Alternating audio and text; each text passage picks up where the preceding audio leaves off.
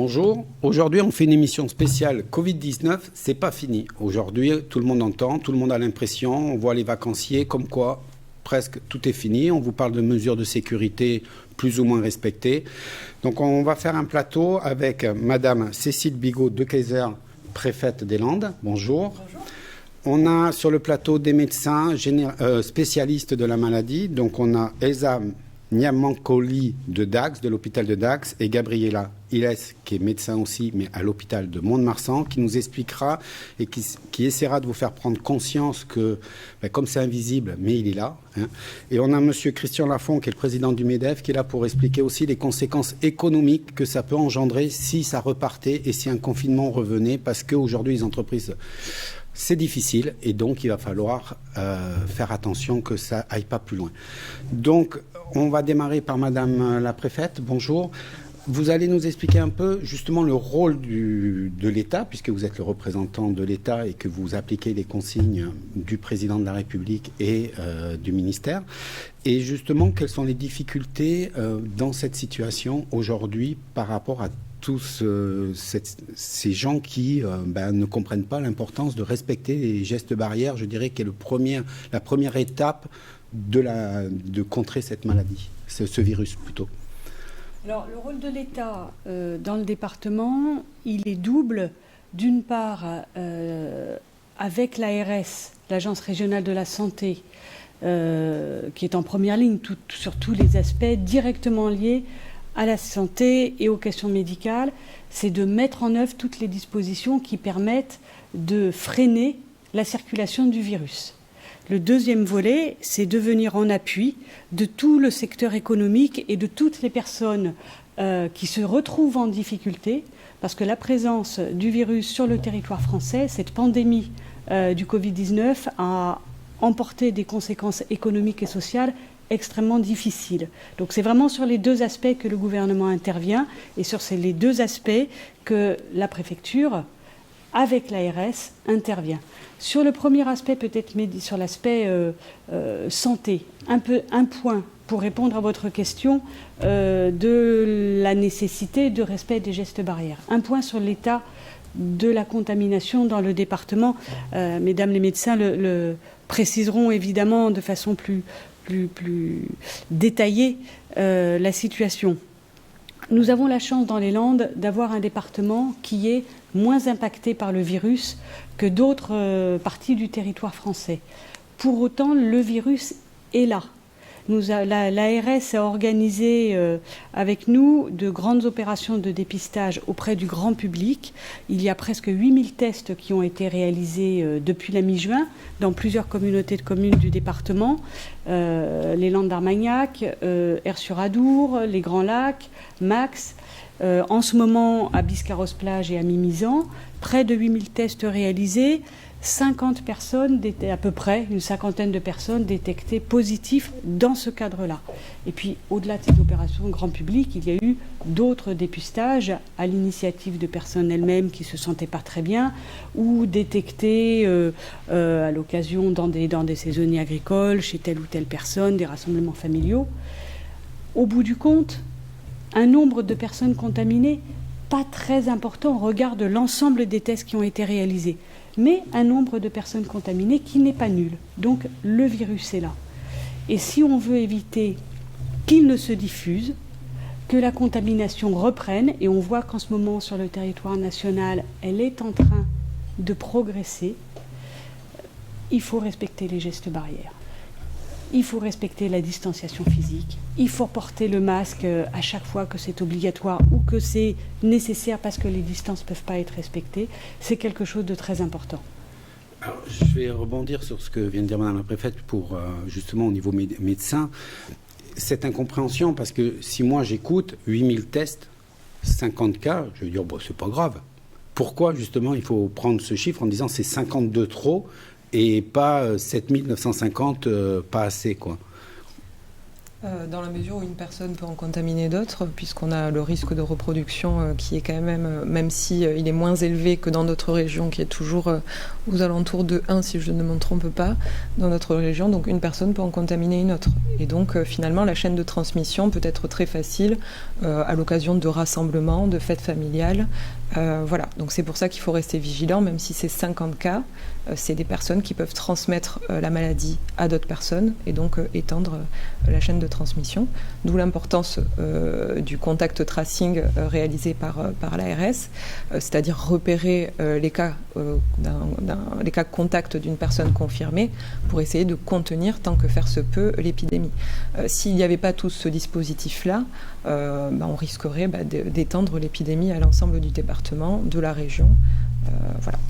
Donc, on peut dire qu'aujourd'hui... C'est pour ça que 50, c'est pas 0. Et donc à ce moment-là, il faut être quand même vigilant parce que les personnes sont contagieuses et c'est 50 de trop. Et est-ce qu'on peut dire qu'aujourd'hui, c'est quand même le résultat du travail qui est fait sur le terrain par ces gestes barrières, qu'on n'en est que 50?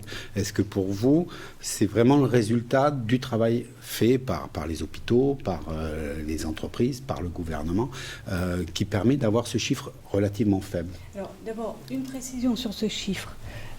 Une cinquantaine, c'est pas 50 piles, une cinquantaine de cas, un peu plus, ce sont les cas qui sont ressortis des opérations de dépistage grand public. Mais il y en a eu d'autres par ailleurs. On est plutôt à quelques centaines de cas au total sur le département. Ça n'est pas que 50, c'est plus que cela.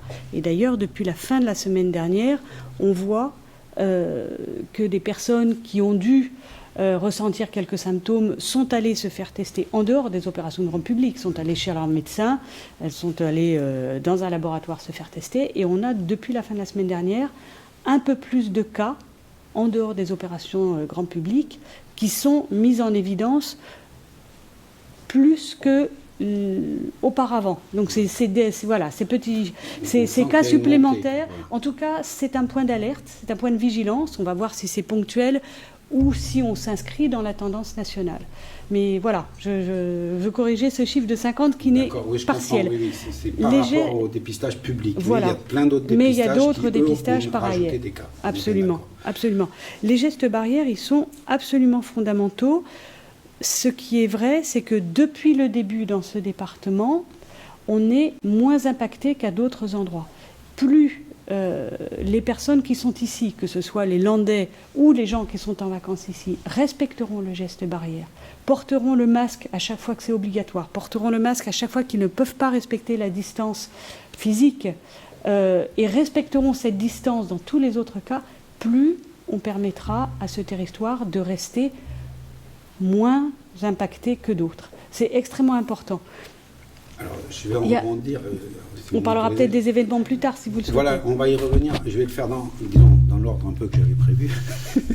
J'ai préparé.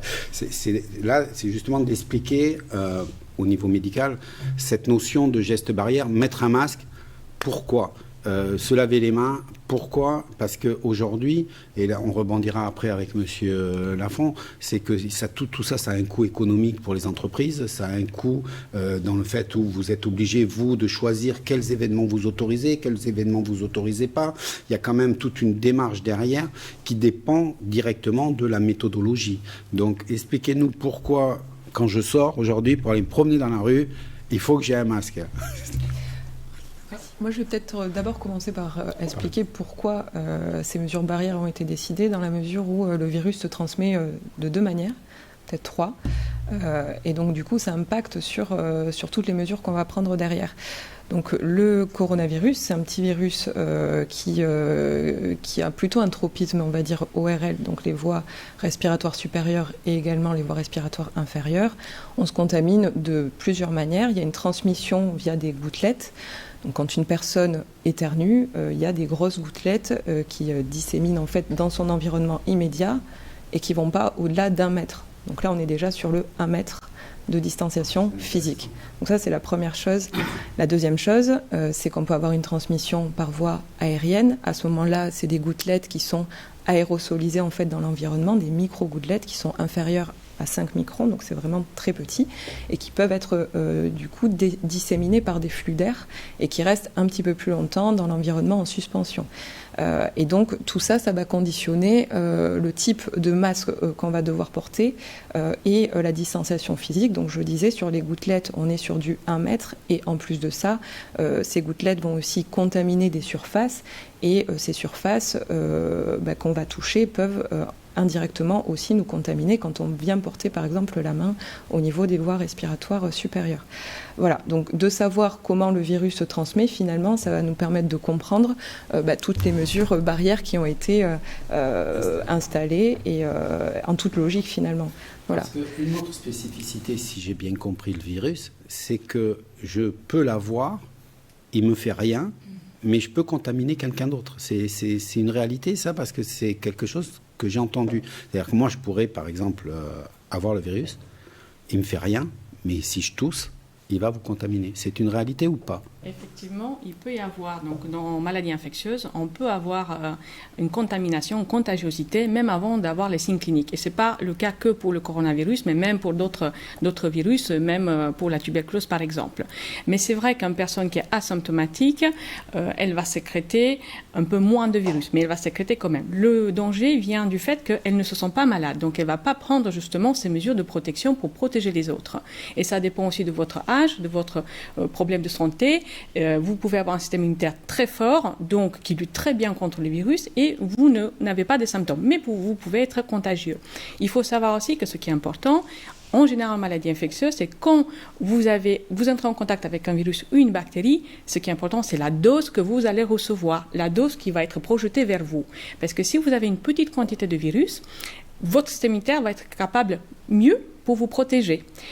Lutter contre la maladie. Mais si vous recevez des grosses gouttelettes ou une quantité très importante, et notamment de manière très répétée et régulière, ce qui est arrivé pour nos médecins qui sont tombés malades, d'ailleurs du Covid, vous risquez effectivement de faire la maladie.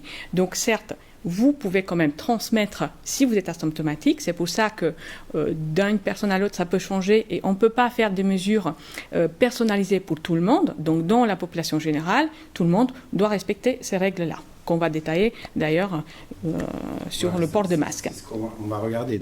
Donc si j'ai bien compris, finalement, les gestes barrières, ce n'est pas pour se protéger soi, c'est pour protéger les autres. Alors les deux, c'est-à-dire on protège essentiellement les autres, l'entourage, mais si chacun protège l'autre, finalement, on est nous aussi protégés.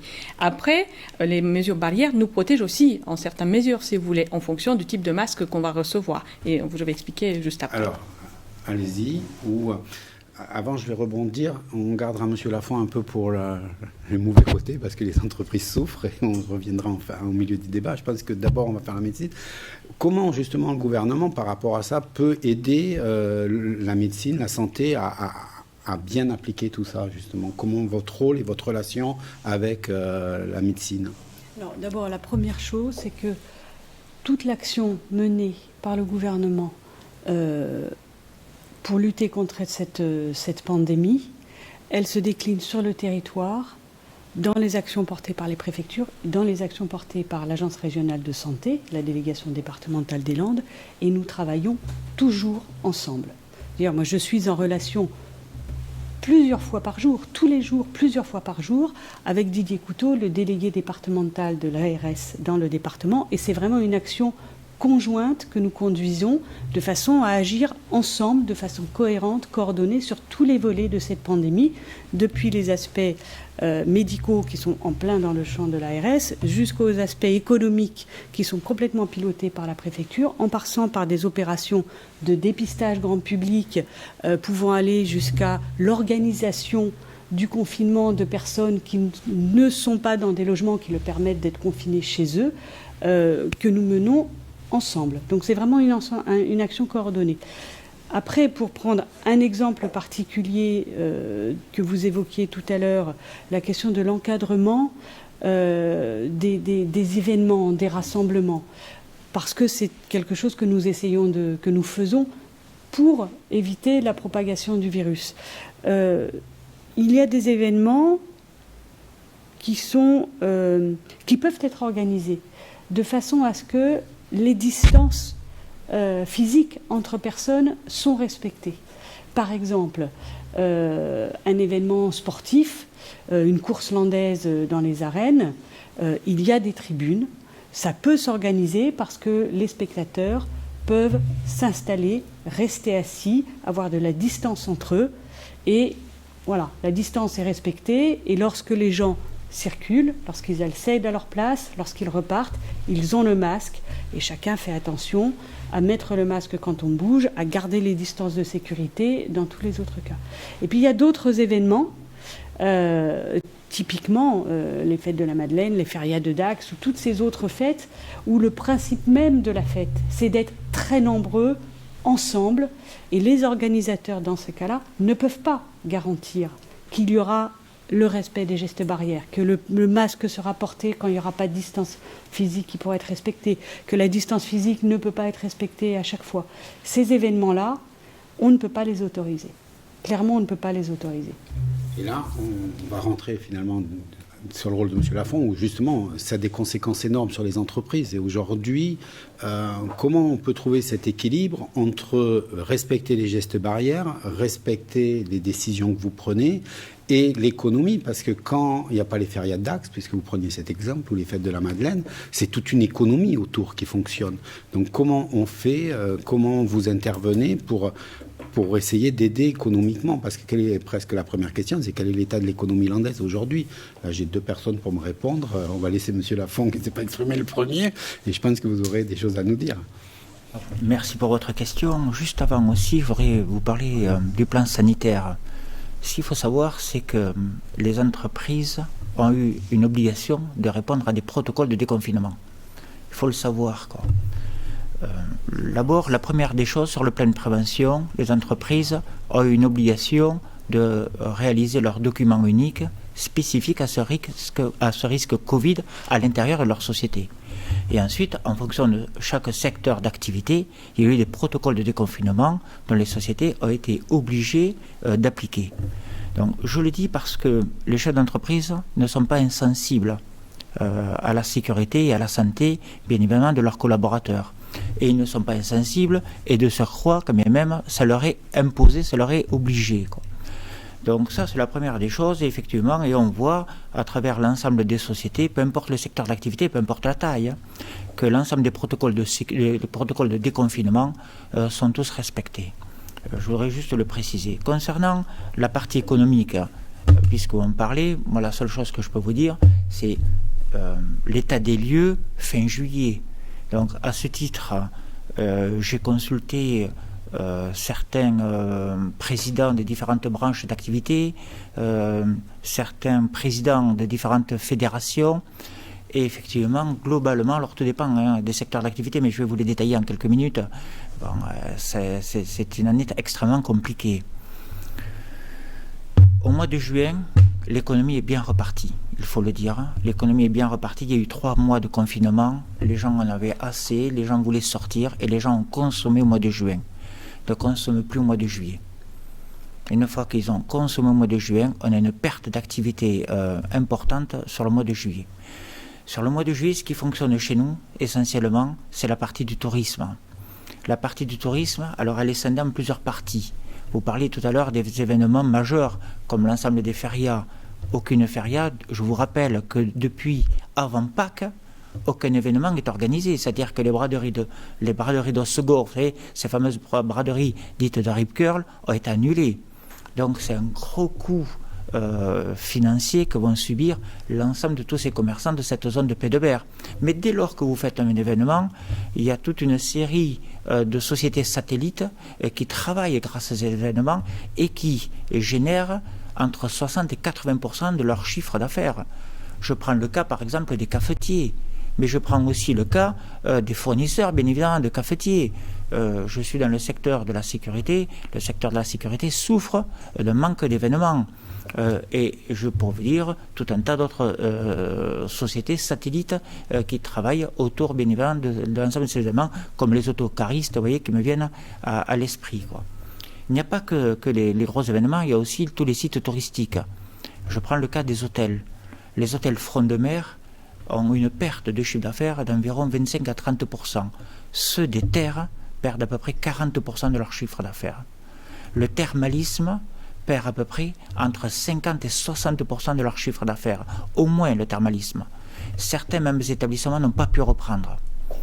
Je prends le cas des campings, ceux des fronts de mer dans les campings, ils perdent en moyenne ceux des fronts de mer, parce qu'il y a encore une différence avec ceux qui sont dans les terres, et quand je parle des terres, c'est 15 km, pas plus du front de mer, hein.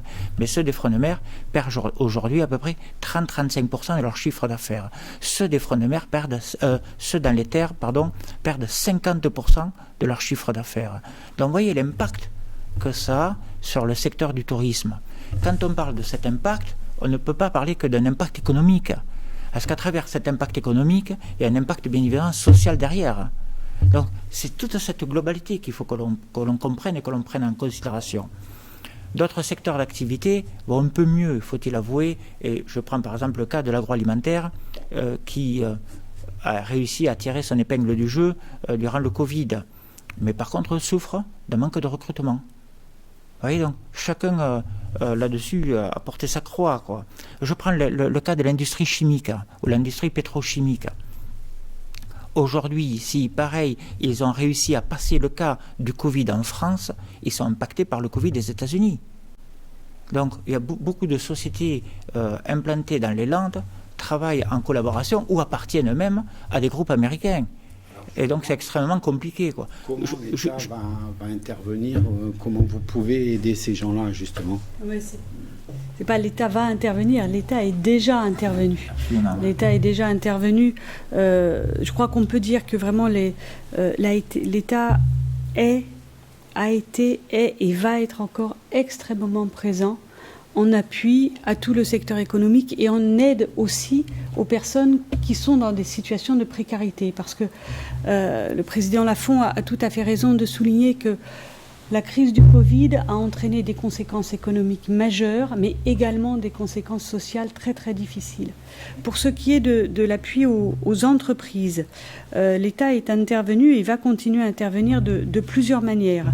Je crois que l'élément le plus important, aussi bien financièrement, en termes de soutien financier, qu'en termes de nature de l'action, ça a été la mesure d'activité partielle. C'est-à-dire que l'État, à travers un dispositif d'activité partielle, a pris en charge le paiement des salaires. Pendant toute la période de confinement où les entreprises se sont arrêtées, puis le déconfinement progressif où l'activité a repris, mais progressivement et plus ou moins bien selon les secteurs, comme l'a dit le président Lafont, l'État, à travers l'activité partielle, a payé les salaires à la place des entreprises, en fait. Chaque fois que les entreprises ont demandé l'autorisation de mettre en place un dispositif, elles ont payé les salaires et l'État l'a remboursé. Et ce dispositif va se prolonger encore en étant un petit peu aménagé dans le cadre d'un dispositif d'activité partielle de longue durée, de façon à ce qu'il n'y ait pas un arrêt brutal. Donc ça, c'est vraiment l'élément le plus important. À ce stade, dans le département, c'est 8000 entreprises pour près de 60 000 salariés qui ont bénéficié de 65 millions d'euros. Et puis il y a un dispositif aussi de fonds de solidarité pour les micro-entreprises, les travailleurs indépendants, les professions libérales, qui là aussi vient accompagner financièrement ces toutes petites entreprises qui doivent également être aidées. 12 300 entreprises, 37 millions d'euros. Donc ça, c'est de la subvention directe. En plus de ça, des reports, des exonérations, des remises de charges sociales, de charges d'échéances fiscales aussi, pour à peu près 100 millions d'euros. Et puis des prêts à taux zéro. 450 millions d'euros de prêts contractés, garantis par l'État à taux zéro. Et puis il y a des dispositifs nouveaux supplémentaires qui se mettent en place, de prêts participatifs, de prêts bonifiés, d'avances remboursables, l'activité partielle de longue durée, comme je vous l'ai dit, et des plans spécifiques pour les secteurs les plus en difficulté, le tourisme, l'aéronautique, l'automobile qui nous concerne moins dans le département, mais vraiment une action extrêmement forte de l'État en accompagnement de tout le secteur économique. Et aussi en accompagnement des personnes, des familles, des jeunes qui sont en situation de grande précarité, parce que la pandémie du Covid a amené les entreprises à devoir arrêter leur activité, ou à ne la reprendre pour certaines que partiellement, Et ce sont ceux qui travaillent souvent en intérim ou en CDD qui se sont retrouvés privés de leur emploi. Et ça fait beaucoup de gens qui sont en situation difficile. Donc il y a des aides spécifiques qui ont été octroyées aux familles les plus précaires, celles qui sont les plus en difficulté. Toutes les familles, les personnes bénéficiaires du RSA par exemple, ou tous les jeunes étudiants qui sont boursiers, il y a eu des dispositifs d'aide, plusieurs millions d'euros pour venir en appui à ces familles en situation difficile, à ces jeunes étudiants ou non en situation de précarité. Et puis bien sûr, beaucoup de moyens, tous les moyens ont été amplifiés pour accompagner tous les dispositifs d'aide alimentaire, l'hébergement d'urgence, les maraudes pour les gens, les personnes en situation de très très grande précarité. Donc vraiment, il y a une attention très forte de l'État qui a démarré dès le début et qui n'est pas prête de s'arrêter. Et justement, on est dans une période intermédiaire. Alors, on va parler de deux choses. D'abord, je vais rebondir sur les gestes barrières à travers l'entreprise, justement, parce que vous le signalez, il y a eu vraiment un vrai dispositif, une vraie prise de conscience des entreprises pour mettre en place, on le voit quand on va dans les entreprises, les gestes barrières. Pour vous, c'est une fierté que les entreprises aient joué le jeu et soient derrière, justement, participent à leur manière à l'effort et montrent l'exemple? J'avoue que je ne parlerai pas de fierté, quoi.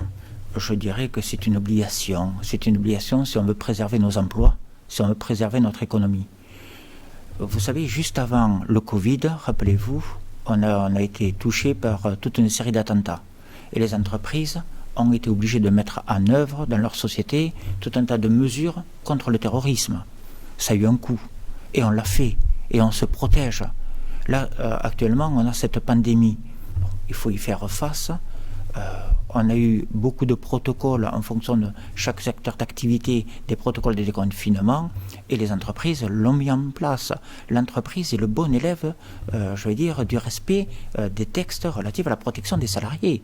Vous savez qu'on a une obligation, le chef d'entreprise a une obligation de résultat, n'a pas qu'une obligation de moyens.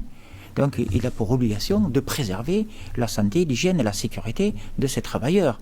Sans travailleurs, sans collaborateurs, une entreprise ne travaille pas. Je veux dire, un patron donne le cap, donne le cap, mais s'il n'a pas ses collaborateurs avec lui, s'il n'a pas des pères et des mères de famille qui le suivent, il ne travaillera pas, il a besoin de lui. Donc il a besoin de préserver leur santé. Donc c'est pour ça que, excusez-moi, mais je ne parlerai pas de fierté. Je dirais que c'est une obligation, d'abord réglementaire, mais c'est une obligation aussi de vie et de survie de nos sociétés. Il faut bien en prendre conscience. Et aucun chef d'entreprise, je ne veux pas dire ne se plaint, parce que tout ça c'est un coût. Et d'ailleurs, dans ce coût lié à l'ensemble des produits, je parle de produits plexiglas, masques, gel et autres, l'État participe aussi en partie quand même, il faut aussi le souligner, quoi. Mais ça a des coûts, c'est pas anodin, ça a des coûts surtout pour les très grosses sociétés, pour les PME, surtout pour les TPE, quoi. Voilà. Et je termine, mais dans les TPE, c'est là où parfois l'information est peut-être la moins bien circulée, quoi. Donc c'est là où le MEDEF a tout son intérêt d'être proche de l'ensemble de ses adhérents. Et hors adhérents, je peux vous dire, pendant le Covid, on a assisté nos adhérents et les non-adhérents. Alors, vous le disiez, Monsieur Lafont, les entreprises ont joué le jeu, justement, des gestes barrières. Donc, on va retourner voir nos médecins qui nous écoutent avec attention. Et justement, expliquez-nous les gestes barrières, le pourquoi, comment il faut fonctionner, comment il faut être peut-être aussi au maximum efficace. Parce que mettre un masque, c'est pas compliqué, mais plus ou moins où, comment. Donc, allez-y, je dirais c'est la minute éducative. Comment bien faire les gestes barrières, parce que je pense que ça peut avoir son importance aussi. Donc effectivement, l'État et également les entreprises ont fait tout ce qu'il faut faire justement pour participer, pour dépasser cette crise. Mais en tant que médecin infectiologue et également médecin de santé publique, je pense que la population entière doit justement prendre part et être responsable. Parce que je vois aujourd'hui, on a un peu deux catégories de personnes, ceux qui ont très très peur, qui sont paniqués, qui se cloîtrent chez eux, qui sortent pas, et on a l'autre côté, surtout des jeunes qui vont aller faire un peu la fête, qui sont en bonne santé et qui ne voient pas vraiment le danger. Donc ils portent le masque parce que c'est obligatoire, mais en fait ils vont pas au fond, ils le portent mal. Surtout ça, ce qui est très important, peu importe le type de masque. Alors il faut savoir que dans le milieu médical, on a l'habitude de porter des masques, c'est pas la pandémie qui nous a fait porter des masques, on a d'autres pathologies, la tuberculose, tuberculose, on a eu également la grippe aviaire. Donc, on a l'habitude d'avoir différents types de masques. Donc, je vais vous parler très succinctement de 2 types de masques. Donc, celui-là, c'est un masque qu'on appelle chirurgical. C'est un masque qu'on porte effectivement pour protéger les autres. C'est-à-dire, c'est un masque qui va empêcher vos gouttelettes, quand vous éternuez, quand vous parlez très fort ou quand vous toussez, de sortir et contaminer les autres. C'est-à-dire qu'au lieu que quand je tousse, les gouttelettes infectantes vont jusqu'à 1 mètre, elles vont les empêcher. D'accord ? Donc ça protège les autres. Et si chacun protège les autres, tout le monde va être protégé. C'est très important. Alors, c'est un masque dont l'efficacité, elle est contrôlée dans le sens de l'expiration de l'intérieur vers l'extérieur. D'accord ? Donc, c'est important de le mettre bien. Pourquoi ? Parce que c'est un masque qui n'est pas à 100% sûr, tel qu'on le sait, effectivement. Et pourquoi ? Ce n'est pas le filtre qui pose problème, c'est surtout, en fait, les fuites qu'il y a autour du visage. Donc, je vais le mettre sous le visage. Hop. Voilà. Donc, on le met sous le visage, on met bien les élastiques, il faut bien serrer autour du nez, il faut surtout bien retirer vers l'avant et on arrive à bien respirer. Et il ne faut plus le toucher. Et c'est important, avant qu'on l'utilise, d'utiliser aussi le gel hydroalcoolique. Alors, je vois souvent des gens qui le portent comme ça. Non, là, il n'y a plus de protection. D'accord ? On ne parle même pas de fuite, il n'y a plus de protection. Je vois des gens qui l'enlèvent, qui le remettent, c'est pas bien. Les gens qui ont des lunettes ont trouvé une astuce. Ils mettent, pour mieux respirer, ne pas avoir de la buée, le mettre comme ça. Alors, regardez un tout petit peu. Ici, j'ai un gros trou. Donc, ce n'est pas bien non plus. Donc, ce masque-là, s'il est bien porté, on a une bonne sécurité pour empêcher la diffusion des virus et des gouttelettes. S'il est mal porté, on peut avoir jusqu'à 100% de fuite. Donc, c'est comme si c'est inutile. D'accord ? Alors, ce masque-là, c'est essentiellement fait pour protéger les autres, mais également, il nous protège des projections, des gouttelettes des autres. C'est-à-dire, si quelqu'un m'éternue, mais j'ai un masque, il va protéger mes voies aériennes supérieures, donc le virus qui va être dans les gouttelettes sous mon visage ne pourra pas rentrer parce que j'ai le masque. Mais ça veut dire qu'il faut que je sonde le masque et je nettoie mes mains. Donc ça se rapproche le plus de ce qu'on peut avoir comme masque en tissu avec certains filtres et tout. Il est moins efficace, hein, bien sûr, le masque, mais ça empêche que ces gouttelettes partent. Également, comme le fait de tousser ou éternuer dans le bras. Pourquoi on ne fait pas ça ? Parce que les mains vont toucher un peu tout. On va tout disséminer sous les surfaces. Avec le coude, justement, on ne va pas ouvrir les portes, on aura moins de contact. Alors, on a beaucoup parlé à un moment donné, oui, on n'a pas des masques de protection respiratoire, les FFP2, FFP3. Donc, c'est des masques comme celui-là. Et c'est des masques qu'on utilise en maladie infectieuse, surtout, par exemple, pour les cas de tuberculose. Pourquoi ? Elles empêchent, en fait, à ce que des micro-gouttelettes très, très fines, qui restent longtemps dans l'air, rentrent dans, justement, les voies aériennes respiratoire. Donc c'est un masque qui nous protège et bien sûr qui protège aussi parce que l'expiration elle est justement fermée. Alors c'est un masque qui est plus efficace effectivement que celui-là et plus sécuritaire, mais c'est un masque qui a en plus du filtre, il est très très étanche au niveau du visage. Et c'est pour ça qu'il est difficile à porter. Et qui dit, dans la population générale, un masque difficile à porter, on va le manipuler beaucoup plus souvent, on va encore faire des petites manipulations et on aura des fuites. Parce qu'en plus du filtre, qui est plus serré, entre guillemets, que celui-là, également, il est beaucoup plus ajusté et ça permet de diminuer les fuites. Donc celui-là, c'est vraiment pour le milieu médical qu'on fait des gestes spécifiques d'intubation, aspiration, qu'on a beaucoup plus des aérosols, des microparticules. Parce qu'en général, ce virus, la majoritaire en fait, de la transmission, ça se fait par les gouttelettes, par les grosses gouttelettes. Et c'est pour ça que le fait de garder 1 mètre de distance et que les gouttelettes tombent avant qu'elles arrivent vers la personne qui est à côté, en portant le masque correctement appliqué et surtout ne pas oublier de bien mettre les gels, toujours avoir du gel sur soi, on peut effectivement avoir une bonne protection. Et qui dit bonne protection de la population en général, on pourra donc du coup profiter quand même des événements différents, de faire repartir les entreprises et ne pas tout attendre de l'État. Aujourd'hui, au niveau médical, on entend donc dans les médias reporter, ça redémarre, les gens n'y croient pas. Moi, j'ai fait une petite enquête, il n'y a personne qui y croit. Alors je vais vous poser, vous êtes directement, ça redémarre vraiment ? Alors ça redémarre vraiment, ça ne s'est jamais vraiment complètement arrêté, on va dire, mais on note depuis plusieurs semaines une recrudescence du nombre de cas, de personnes qui vont relativement bien, puisque les personnes contaminées sont plutôt des personnes jeunes, symptomatiques certes, mais pas de forme grave. Donc dans nos hôpitaux, là actuellement, on n'a aucun patient hospitalisé, ni dans les services de médecine, ni dans les services de réanimation. En revanche, nous, tous les jours, on a les remontées de cas positifs via les laboratoires de ville, de personnes symptomatiques qui vont se faire dépister, en plus du dépistage de masse sur la côte landaise.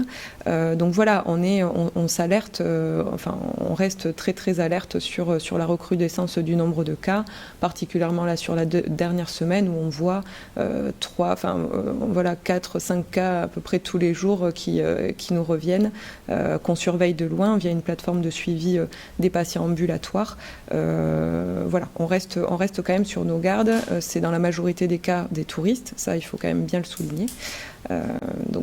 C'est important de respecter toujours les mesures barrières et la distanciation physique et de faire attention. Je vais vous poser une question très médicale parce qu'il y a quand même je sors du cadre et je vais très loin. Comment se fait-il que avec les moyens d'un virus mondial, avec les moyens qu'on ait aujourd'hui, tout le monde attend, mais bien entendu, comment on va le contrer, et il n'y a pas de solution aujourd'hui. C'est assez étonnant quand on voit les moyens qui sont mis en place aujourd'hui. Vous pouvez nous expliquer pourquoi justement on ne trouve pas l'antidote à ce virus ? Il faut donner le temps aux scientifiques qui travaillent d'arrache-pied justement pour trouver des solutions. C'est-à-dire, moi je pense que ce virus il va continuer à circuler un peu comme la grippe à un moment donné, mais contre la grippe, on a le vaccin. Et c'est vrai que c'est important de l'utiliser. On le sous-utilise d'ailleurs ce moyen. Il faut laisser le temps. On ne peut pas aller dans la recherche beaucoup plus vite qu'on le fait actuellement. On aura des solutions. Donc il faut gagner du temps. Il faut que les hôpitaux qui sont déjà chargés en ce moment avec des patients, parce qu'on a une population dans les Landes plutôt âgée, avec beaucoup de maladies, donc ils sont hospitalisés. Il faut qu'on gagne du temps parce que les places sont très limitées à l'hôpital. Et régulièrement, on dépasse nos capacités et qu'on voit avec nos collègues de Dax aussi si on peut transférer des patients de Montmarsan et vice-versa. Donc il faut gagner du temps. Les choses sont en marche. On n'a pas pour l'instant un médicament qui est efficace pour des cas modéré, on va dire. On aura le vaccin, il y a plusieurs laboratoires dessus, mais il faut gagner du temps. Et ça, c'est la population qui, si elle suit bien les règles justement de distanciation, on pourra y arriver. On a besoin du temps. Alors, je vais revenir sur une remarque. Elle dit, c'est les touristes. Alors, est-ce que ça montre pas, volontairement, je caricature pour pouvoir poser ma question. Est-ce que ça ne montre pas justement l'ambiguïté qu'on a aujourd'hui entre l'économie, la santé, faire avancer il a fallu qu'il faut que les touristes viennent pour déclencher de l'économie, mais eux, ils sont en vacances. Mais après, les Landais ne valent pas mieux. C'est-à-dire qu'ils sont aussi, quand ils vont se promener le dimanche et qu'on va sur Hossegor, les consignes ne sont pas trop respectées. Donc est-ce que ça ne montre pas cette ambiguïté entre le fait qu'on veut vivre, entre le fait qu'il faut faire marcher l'économie, entre le fait qu'il faut tenir la santé? Il n'y a pas une équation compliquée à résoudre là? Il y a vraiment l'objectif de préserver la santé et d'accompagner l'économie. C'est vraiment deux objectifs qui vont ensemble. Moi, j'aurais dire un petit mot sur la notion de touriste. On est toujours le touriste de quelqu'un d'autre. Voilà. Les Landes ont cette chance d'être un département, un magnifique département qui est attractif. Beaucoup de gens viennent y passer leurs vacances. Mais je suis persuadée que tous les Landais ne passent pas leurs vacances dans les Landes. Ils sont à un moment ou un autre de l'année. Ils sont les touristes de quelqu'un d'autre. Et il faudra que nous soyons attentifs à la circulation du virus dans les départements, parce qu'il n'y a pas de doute sur le fait que certains Landais seront allés passer leurs vacances autre part, auront croisé d'autres populations, et peut-être, je n'en sais rien, on le verra dans les semaines qui viennent, peut-être ramèneront le virus. Je ne le souhaite pas. Mais ne stigmatisons pas les touristes, on est toujours le touriste de quelqu'un, et dans un département comme celui-ci, le tourisme fait vivre beaucoup, beaucoup de choses. Donc voilà, il faut être prudent. L'idée, c'était de dire, c'est vrai que quand on part en vacances, on est un peu plus relâché dans sa vigilance, dans le fait on sait bien que c'est le moment d'incivilité, en dehors du Covid, on le voit, moi je vis sur la côte, on voit la saleté qui augmente parce qu'on jette ses papiers, parce que c'est pas chez soi.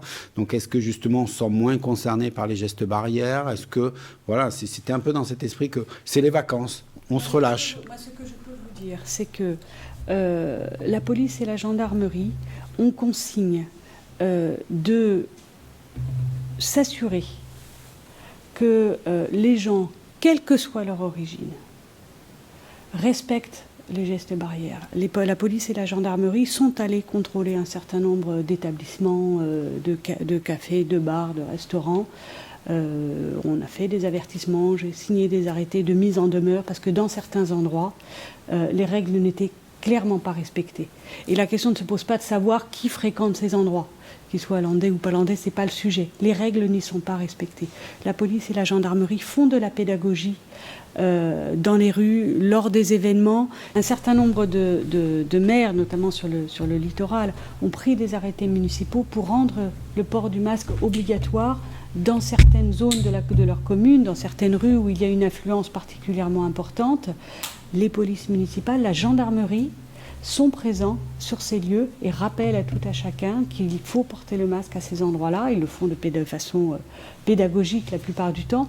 Et la question ne se pose pas de savoir quelle est l'origine des personnes. Je veux dire, toute personne, qu'elle habite là ou qu'elle y séjourne temporairement, doit respecter les gestes barrières. Donc attention à stigmatiser, parce que d'abord ça peut être faux et ensuite ça peut déresponsabiliser ceux qui considèrent que eux ne portent pas le virus parce qu'ils sont d'ici. Or non, vraiment ces dispositions doivent être respectées par tout le monde.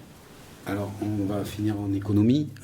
Justement, là, pour vous, le regard sur l'avenir, parce qu'un chef d'entreprise, il regarde toujours l'avenir, il vient de prendre un grand coup de tangage.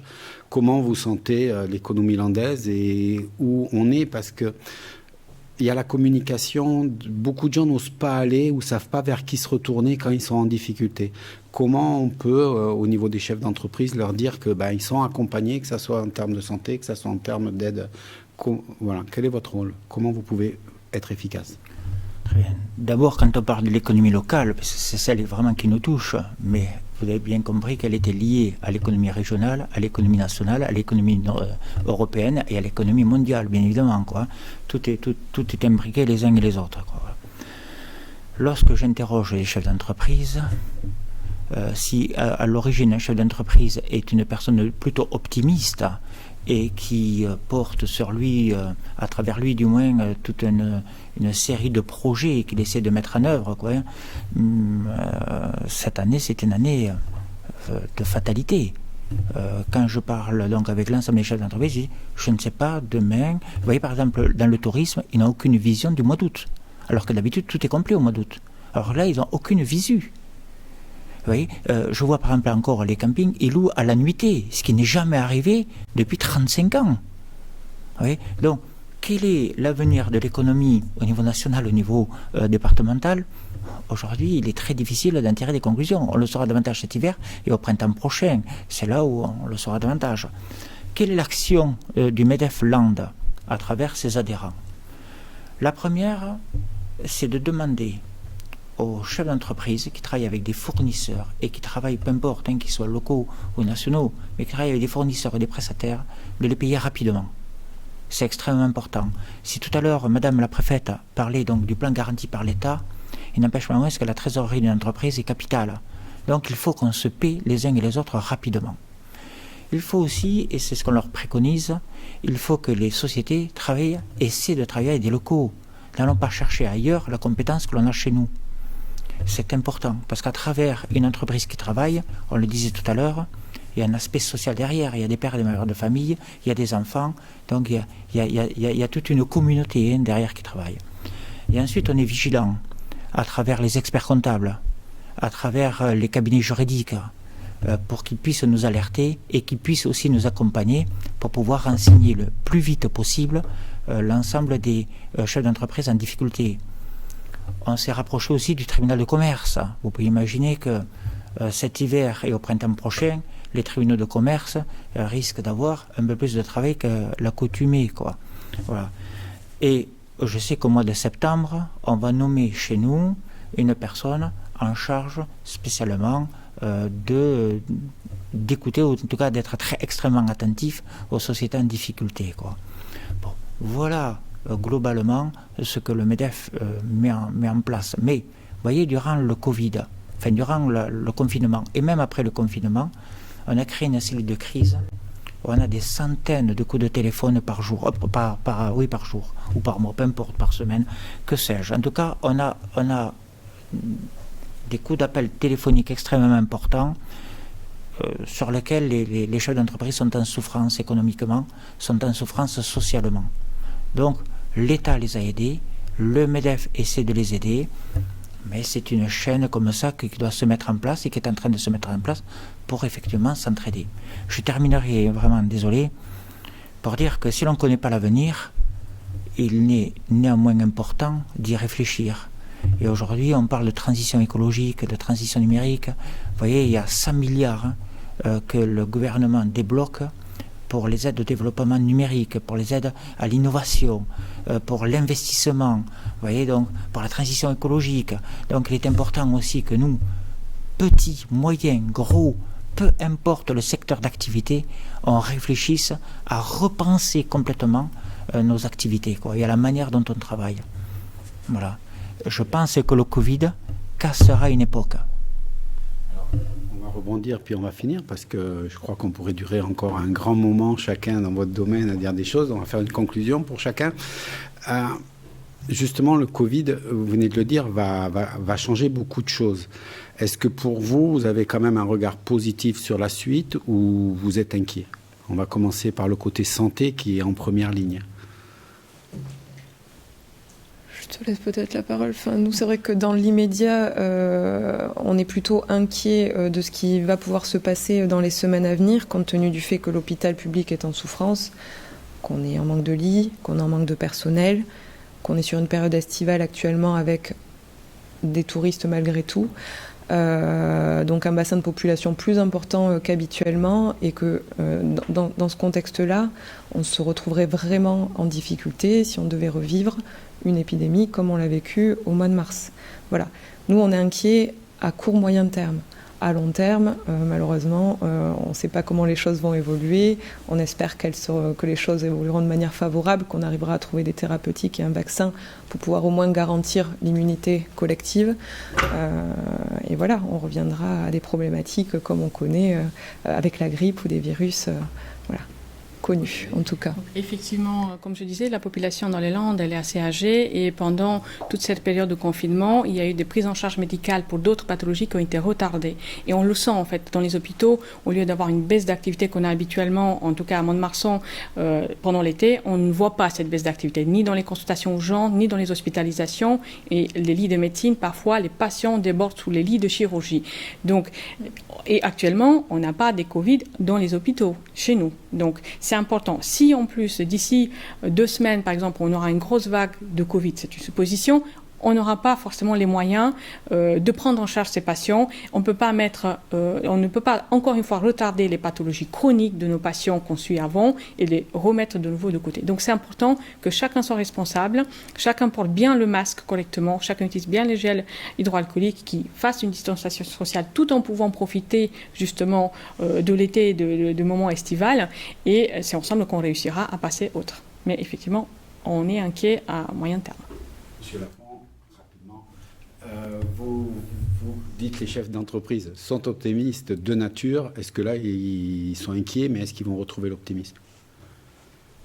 On l'est de toute manière. On l'est. Vous savez, un chef d'entreprise, il est un optimiste, il pense à sa société, que ce soit du matin, du soir, de la nuit. Je ne connais pas, moi, un chef d'entreprise qui ne dort pas. Les projets se réalisent la nuit. Vous voyez, se rêve la nuit et essaie de se concrétiser en journée, quoi. Donc, nous sommes de nature optimiste, bien évidemment. je ne peux pas aujourd'hui vous dire, tiens, l'économie va repartir rapidement.